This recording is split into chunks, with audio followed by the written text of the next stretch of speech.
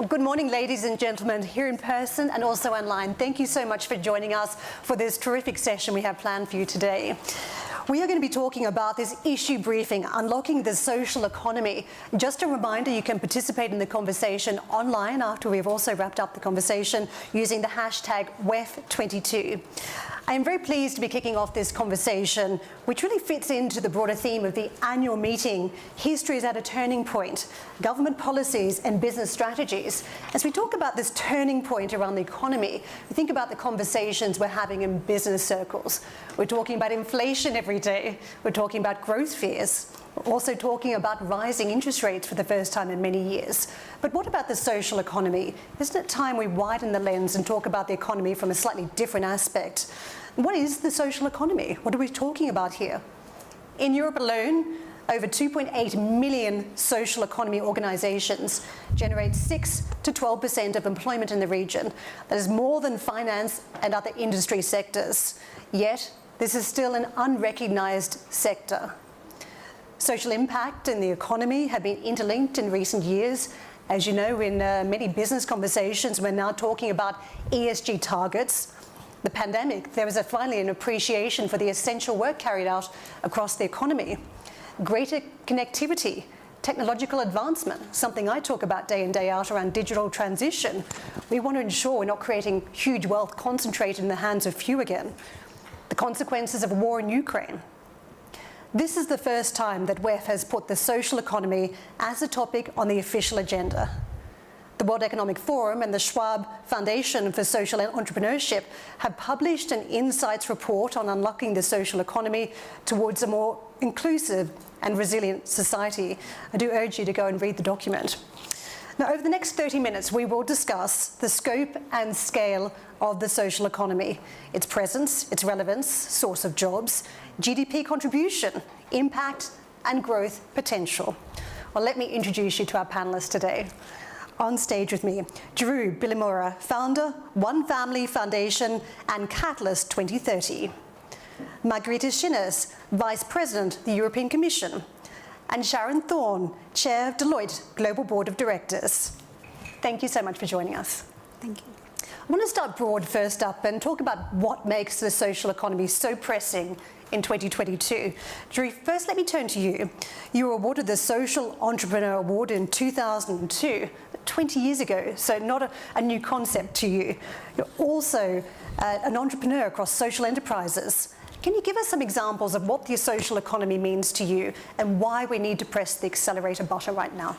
Yeah, thanks. And I'd say, basically, to me, the social economy is really a large umbrella. If you look at it, it includes cooperatives, it includes social enterprises, it includes civil society organizations, it includes all of them. For me, it is basically looking at people, purpose, planet, partnerships all together. And if I look at it in terms of my own organizations, I've started several social enterprises, Aflatun, Child Helpline International, I'm not going to name all of them. I think what's really important is it's about how it shapes impact, but how it also shapes the economy. So just across my organizations myself, I've impacted the lives of over 200 million children and young people, and in addition, help shape policies on financial inclusion in 70 countries, and have been able to then, in addition, shape policies around child protection, etc. So what happens is that you're able to, social economy actors are not just creating impact, they're actually contributing to the economy and changing it in a very, very efficient way. All the social entrepreneurs from the Schwab Foundation have come together, and we set up something called Catalyst 2030 with the help of the Schwab Foundation and other actors like Echoing Ring, Ashoka School.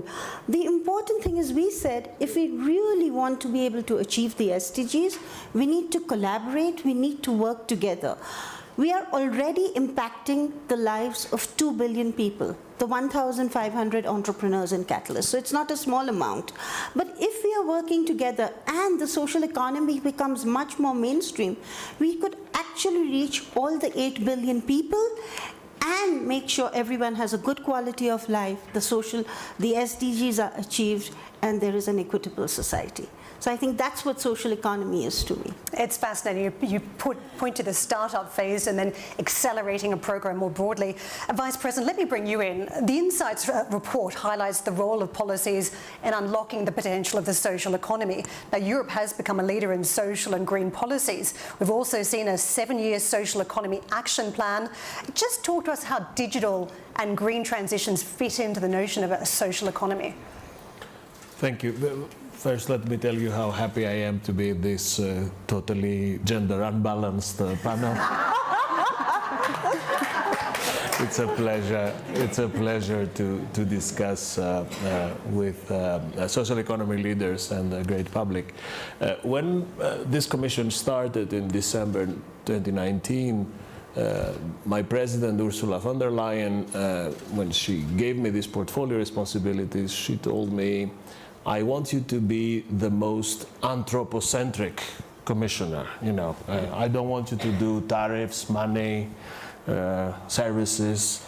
I want you to be the people's commissioner. And when one takes a look at across the policy board on these anthropocentric policies, I think social economy is by definition the jewel and the crown.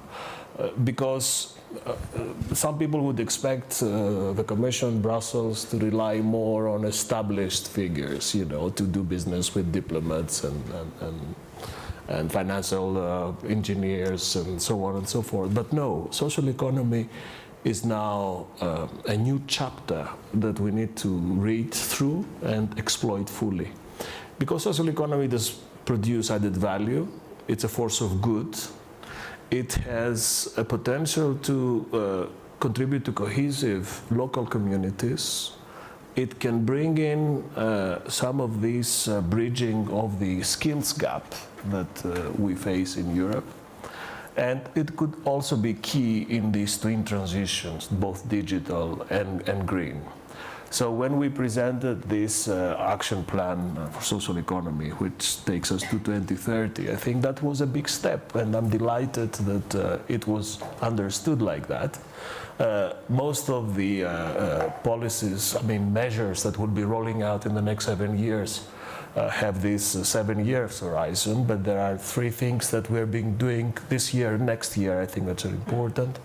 First, we are launching this Youth Entrepreneurship Academy, which is key. Most of our youth in Europe prefer salaried employment, and we want to change that. We want to foster entrepreneurship from young age. We want people to take risks, to invest in people. Another thing which is important also is we're setting up a single gateway for our member states and for the actors, social economy actors, where that would be a one-stop shop where one can access everything that is available in terms of funding, regulatory environments, initiative, best practices, like a gateway to social economy heaven, if I may put it like this. And then next year we will also presenting specific guidance to our member states. After the action plan, now member states need to be helped to be more precise, more vertical, more forensic, if you like. So we would switch from horizontal to more specific and sectoral advice. So to cut a long story short, this is the beginning of a new promising era, and we will be part of it. Thank you very much for those comments. I must say, I can't get the image of Princess Diana out of my mind as you're talking about being the People's Commissioner. I take it as a compliment. Of the European Commission. Sharon, let me turn to you. Deloitte has collaborated on the Insights report around the social economy. And I think about this from a business perspective. We've had many more conversations with big business talking about having impact, and whether that's agricultural giants finally saying, well, rural workers need to be paid more. We need to think about the entire ecosystem.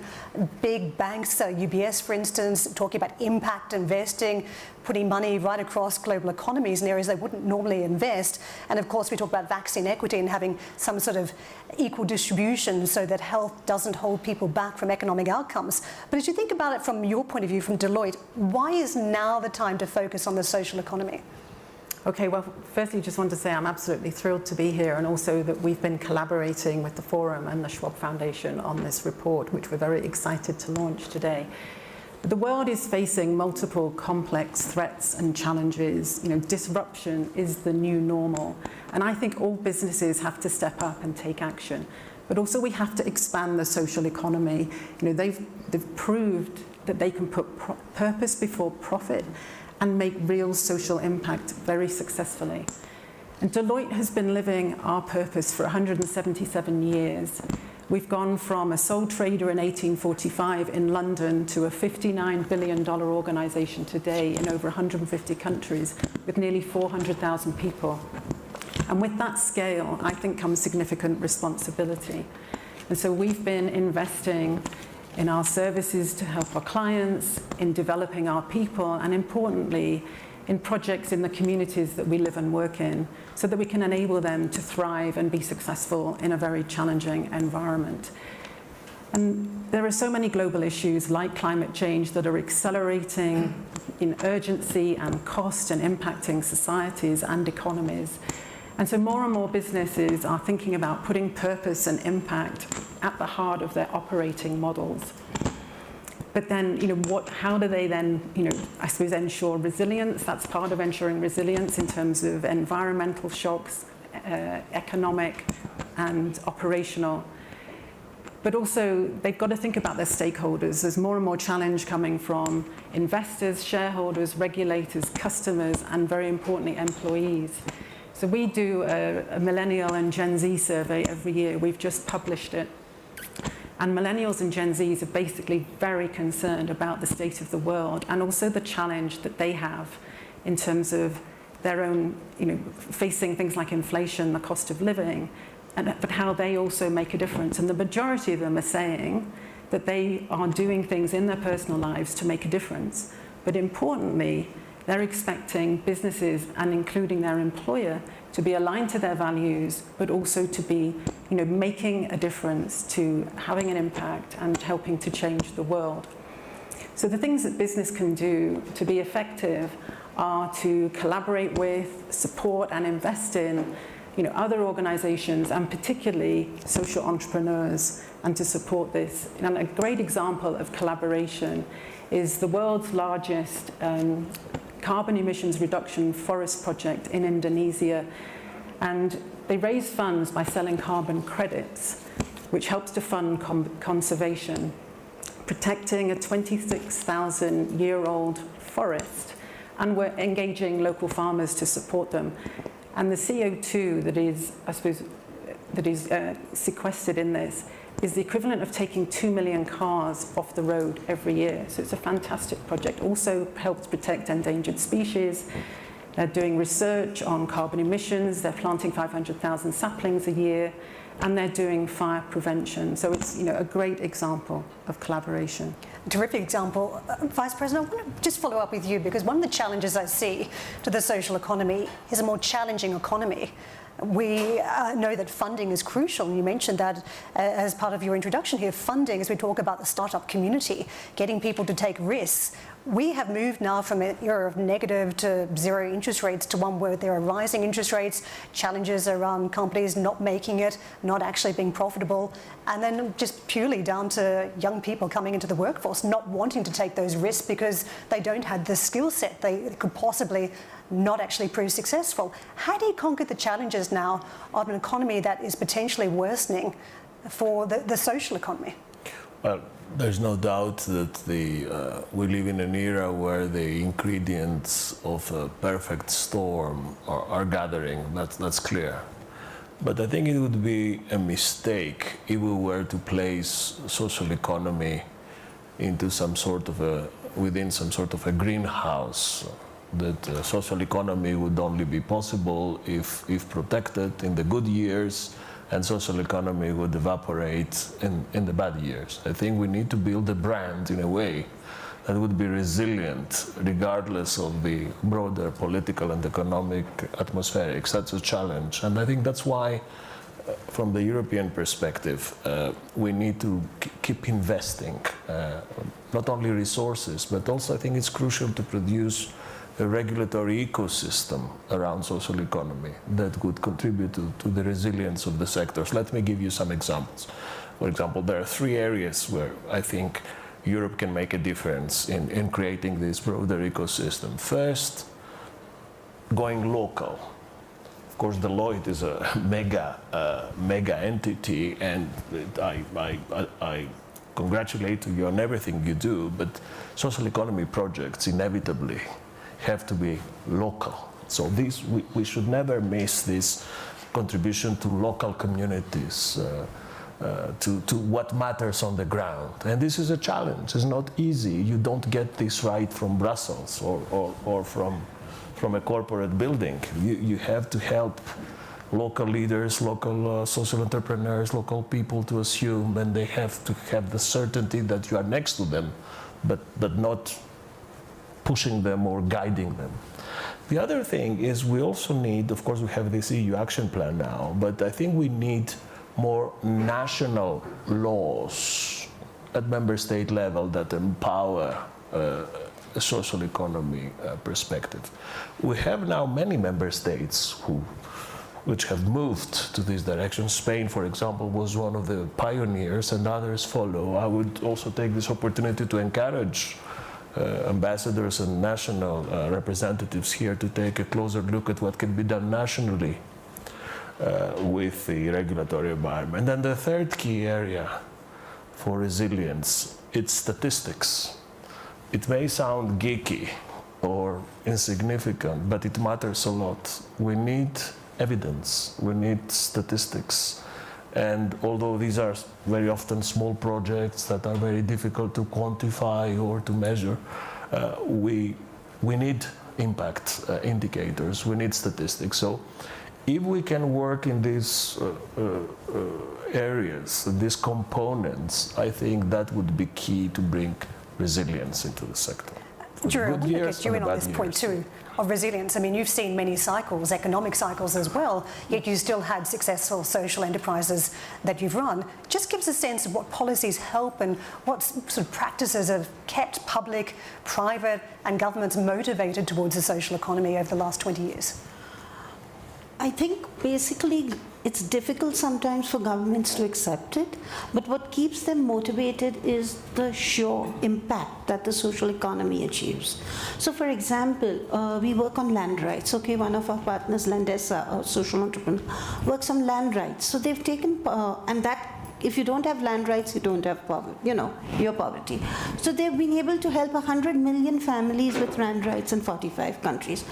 In Europe itself, Butzorg works with nurses, and they've actually been able to have 33% of the nurses working for them, but reduce healthcare costs by 40%. Echoing Green works on racial equity, and then they've been able to mainstream racial equity and that whole dialogue into it. In COVID, our entrepreneurs, Gunj, who were working, they were able to not just help patients right at the front lines, and I think almost every social entrepreneur was at the front lines. So they were doing a lot of stuff on the front lines, but we were doing it with providing dignity. That's why we were able to work with the government. And by doing it, provide work, be able to give dignity, they built 200 kilometers of roads, just making sure that vaccines and other things could get through. So I think social entrepreneurs are respected for policy. And if I give my own personal example, with Childline in India, we worked through tons, I think around 6 government cycles, and we've still been able to expand to every single district of India because we don't get political and we stick to what is most important, which is impact. And like what you said, we have the data. We have how we've been able to rescue people, children. We have how we've been able to impact trafficking. So we have a lot of examples, and when you're able to give impact and data, governments are willing to work with us.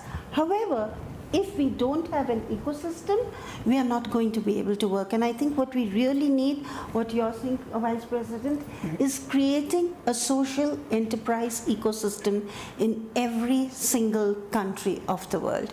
And I think that's what we are working towards. Sharon, let me get you in on this, because we know that there are commitments made by the C-suite around ESG now, and there's a lot more pressure from the fund managers to deliver on those targets.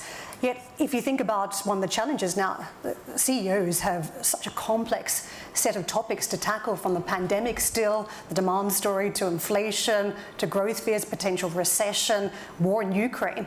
As they tackle ESG, is there a how that becomes much easier if they listen to what some of the social enterprises are doing?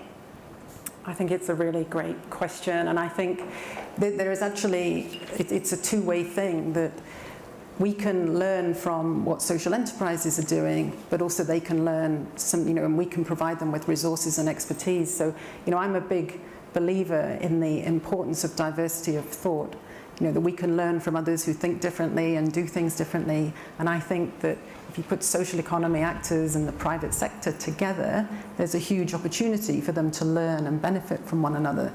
And I suppose some really good examples of that I'll just share, and building on what you were saying, Vice President, that local focus for local impact is critical.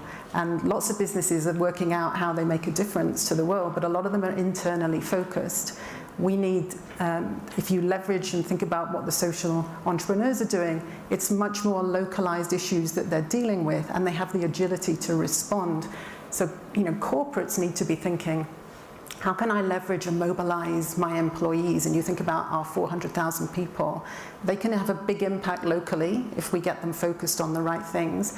But we also need to be thinking about what we can do outside of our organization and supporting and enabling organizations like the social entrepreneurs that we're talking about. And a good example, something that we've been working on with the Forum and with Salesforce, is the world-class Uplink Education Challenge. And that was designed to get, identify social entrepreneurs, give them access to expertise, experience, resources to enable them to scale up. And we've been, finding and identifying, scaling, truly innovative learning solutions that will have an impact focused on Africa and Asia. And another example is in procurement and supply chain. And so again, businesses thinking about collaborating with social entrepreneurs in their supply chain to make a difference in terms of, working environment, transparency, and inequality. And a really good example is Tony's Open Chain, which was an initiative led by the cocoa industry, which is open and free to all chocolate makers. And it's based on 5 sourcing principles. But again, it's designed to help them transform their supply chains to make them sustainable, and to work to end modern slavery and illegal child labor. And they commit to open and transparent supply chains, and importantly, paying higher prices to support the living wage for farmers. And then I suppose a final example is inclusion, and all businesses are trying to do a lot more on inclusion, but we can learn so much from social entrepreneurs who have really been successful on that. And an example is IKEA, who've set up their social entrepreneurship project, where they identify social entrepreneurs who are focused on making a difference to everyday lives, particularly for those who need it most.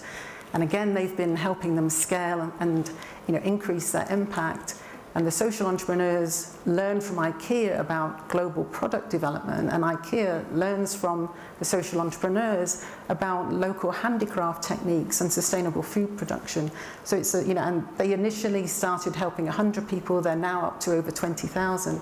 So there are some amazing examples of corporates and social entrepreneurs working together, collaborating, learning from one another, which gives me real hope for the future. Sharon, thank you very much for that. I think we have just scratched the surface on the topic, but I know that some in the audience may want to participate and might have their own questions. So we do have a roving microphone. If you just want to pop your hand up and introduce yourself, just down the front here. We have a couple of questions, so we might just get you to say who you are. And yes, good morning. My name is Frederick Bailey from Group SOS in France. I would like to echo the comments just made by the panelists around the need for regulatory frameworks. As a French group, we've been striving in an environment that is obviously very enabling. France has very strong public policies. We now have a law on SSE. Now that we go global, we see the difference when in countries where there is no such regulatory framework. And I would like to draw your attention to an initiative led by France, Spain, and other countries within the Pact for Impact Alliance, and with the help of the UN Task Force on Social and Solidarity Economy, we are working at tabling a resolution for the recognition of the SSE by the United Nations General Assembly towards the end of the year. And I'm wondering how, for instance, the European Commission can actually help and support such an initiative, because Europe, as you rightly said, is at the forefront. It is an example. How can Europe maybe help such an initiative and also other countries in shaping their own environments? Thank you. Do you want to come in quickly on that? Yeah, I mean, the most obvious answer is by asking all our member states to vote your resolution in the United Nations. That would help. You have 27 votes in the pocket. And then, of course, we have a ring of friends and like-minded countries across the world. I think it's a perfect example of how you can catalyze regulatory change internationally. We also have a question here. Thank you very much. Jonathan Wong from the United Nations. I suppose we've all seen how the pandemic, Ukraine, the climate crisis have revealed a really fractured economy in dire need of innovation. And from what we've heard today, the social economy could be an alternative economic model to challenge the traditional mainstream. But it's still far from the mainstream, as we all know. My question is kind of to Vice President Schinas and Ms. Thorne as well. So it's Vice President Schinas, from a government perspective, how optimistic or pessimistic are you about social economy models challenging mainstream economic models? And actually, more importantly, how quickly can this happen? And similarly to Ms. Thorne, from a business perspective, how optimistic or pessimistic are you around businesses embracing, as you mentioned, profit and purpose? And importantly, how quickly can that happen? Thank you. Well, as far as I'm concerned, full disclosure, I am a born optimist. I'm a born optimist. I always resisted what I call the intellectual appeal of pessimism. You know, somehow if you're a pessimist, you get invitations which are very popular. When it comes to social economy, when we started at the European Union discussing social economy, it was terra incognita. Most of the cases, when I was mentioning social economy, many of my interlocutors at the services were saying, what's this? Help me? It was not obvious, because in the Brussels environment, this was not an obvious area to work with. Right. But then, when actually we burst this and we started working on it and familiarizing ourselves, and then many people worked on this action plan, then it became, I would say, very mainstream, and is now present everywhere. And we have a blueprint, we have a sequence of actions, we are rolling them out. So yes, I was optimistic and I remain optimistic on social Drew, economy. you just want to jump in quickly. Yeah, I just want to say actually what Grupo SS is doing. You know, they are one of the largest enterprises, and with Pact for Impact, if we are able to get this resolution through, we can actually work towards creating social economy globally. Because what we are then able to do is create the economic infrastructure which we need for social economy to thrive, to have the funding which is necessary for social economy. Because if we don't have that, you're always trying to scrap for the little bits that are there.